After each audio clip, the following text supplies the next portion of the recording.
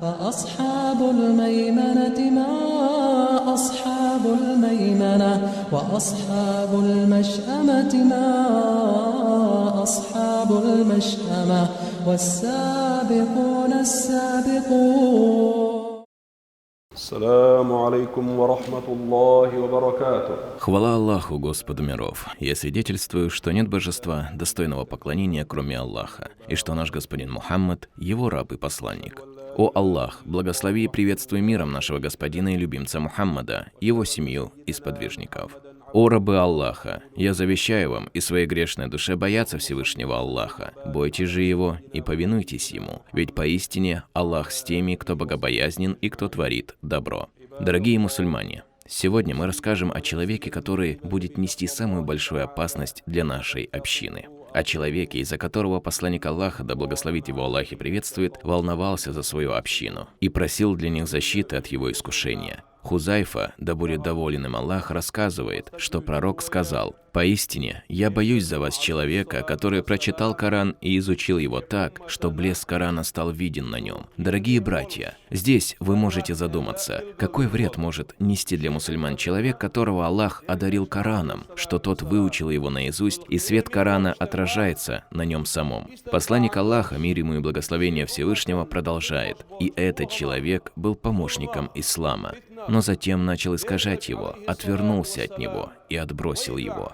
То есть он начал толковать Коран, следуя своим прихотям и оставив тот правильный путь понимания Корана, что передали посланник Аллаха и его сподвижники. Вначале этот человек являлся праведным, много читал Коран, любил его, усердствовал на ним, что свет Корана отражался на нем самом и был защитником ислама. Но затем, по причине того, что он отклонился от общепризнанного пути правильного понимания шариата, который проложили ученые на протяжении веков, этот человек откололся от общины, начал искажать Коран и в итоге отвернулся от него. Пророк, да благословит его Аллах и приветствует, говорит: «Затем он вышел против своего соседа с мечом в руках и обвинил того в многобожии». Хузайфа сказал: «Я спросил: о посланник Аллаха, кто из них более близок к многобожию, обвинивший или обвиняемый в многобожии?»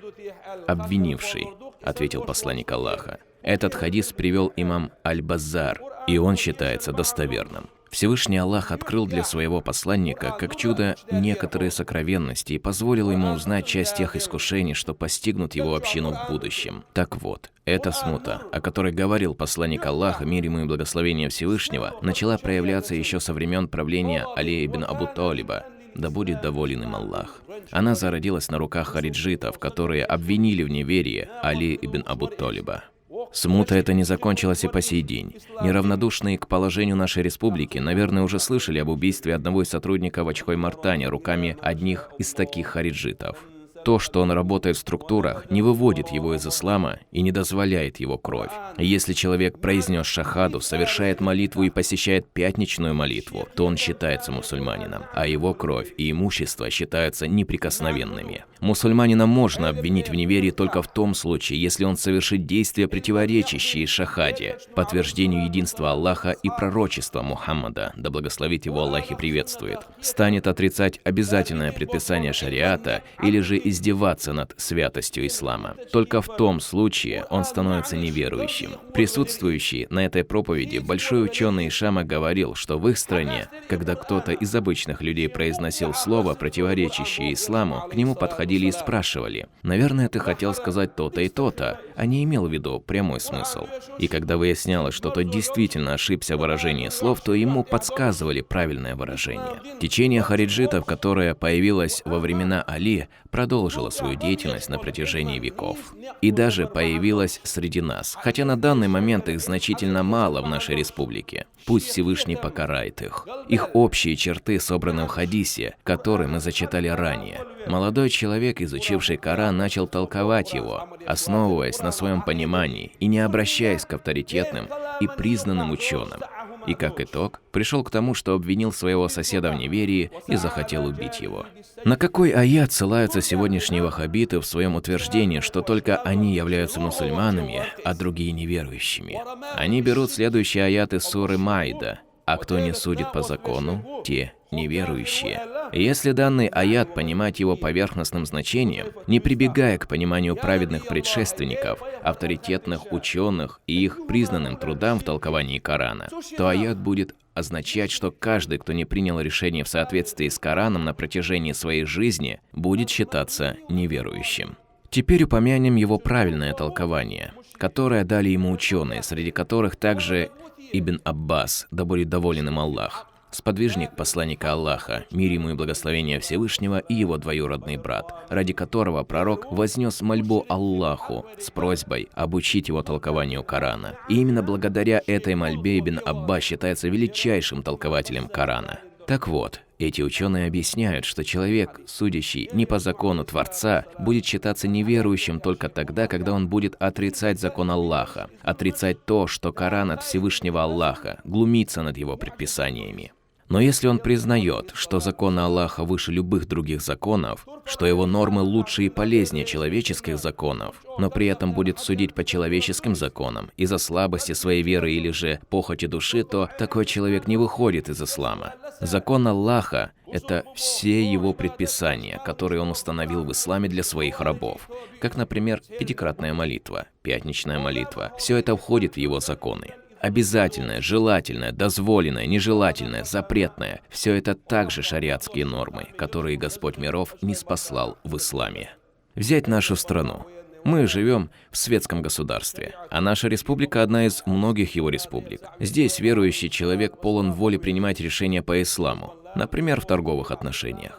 Никто тут не принуждает его пойти против законов ислама в этих торговых вопросах. Если возникает вопрос семейного характера, как, например, женитьба, развод и тому подобное, и человек будет исходить из светских законов, таких как семейное право, то мы смотрим. Если он, практикуя светский закон, будь это гражданский кодекс, семейное право или уголовный кодекс, будет считать данным закон выше закона Аллаха и лучше его, или же равным ему в пользе и правильности, то в этом случае он совершает неверие.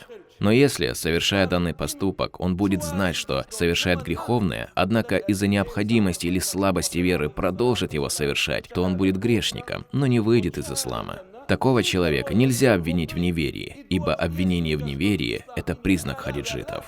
Если говорить о человеке, оставляющем молитву, когда человек оставляет молитву из-за нерадивости в ее совершении, слабости своей веры или людской прихоти, он считается грешником, но не выходит из лона ислама. Точно так же в оставлении хиджаба. Если мы спросим оставившую хиджаб девушку, почему она не практикует веление Господа, и она признает, что совершает греховное, то мы не можем назвать ее неверующей. Если спросить оставляющего молитву о причине, и он ответит, что из-за лени, работы и тому подобное, то он останется мусульманином, хоть и совершает большой грех. В таком случае мы должны напомнить им о шариатском предписании и наставить их, и непокрытую женщину, и оставившего намаз. Хадис, в котором говорится о неверии, оставившего молитву, ученые объяснили следующим образом. Если человек оставит намаз, отрицая его обязанность, то он совершит неверие. Но если он признает его важность и обязанность, но не выполняет данное предписание по своей ленивости или другим прихотям, то такой человек остается верующим, но совершает ужасный и большой грех. Его нужно наставить, напомнить ему о важности данного предписания и приказать ему покаяться от греха, но никак не обвинять его в неверии. Категорически нельзя человеку принимать решения о судьбах человека, не обладая крепкими знаниями. Обвинение в неверии какого-то мусульманина означает, что ты определил его дальнейшую судьбу после смерти и принял решение, что он попадет в ад. Это крайне опасно и является признаком хариджитов, которые желают отправить в преисподнюю всех, кроме себя. Все эти наши слова опираются на мнение выдающихся ученых ислама, начиная со сподвижников и заканчивая авторитетными учеными последних веков. Умма Саляма, да будет доволен ею Аллах, рассказывает со слов посланника Аллаха, мир ему и благословение Всевышнего, что он, рассказывая о грядущих событиях, которые ему открыл Господь миров, и указывая своей общине, как нужно будет поступать во время их проявления, дабы избежать смуты и опасности, говорил: «Придут амиры, и вы будете видеть от них плохое и порицать. Тот же, кто отвергнет их плохое своим сердцем, избавится, а тот, кто будет порицать, спасется». В другом хадисе сказано, что если кто-либо увидит предосудительное, пусть исправит это своей рукой. Если не сможет исправить рукой, то пусть исправит своим языком. Если же не сможет и это, то пусть отвергнет своим сердцем. Это наименьшая степень веры. Порицание правителю должно происходить не на минбаре, не на просторах интернета и неприлюдно, ибо так поступают нововведенцы из числа хариджитов. Сунна заключается в том, чтобы верующий делал наставление правителю наедине. Все, что противоречит этому, считается новшеством. Посланник Аллаха, мир ему и благословение Всевышнего, продолжает: «Однако, кто останется довольным их злодеяниями и последует за ним, то есть такой человек также будет соучастником злодеяния». Тогда сподвижники спросили: «О посланник Аллаха, не сражаться ли нам против них?» На что посланник Аллаха, мир ему и благословение Всевышнего, сказал: «Нет, пока они совершают молитву».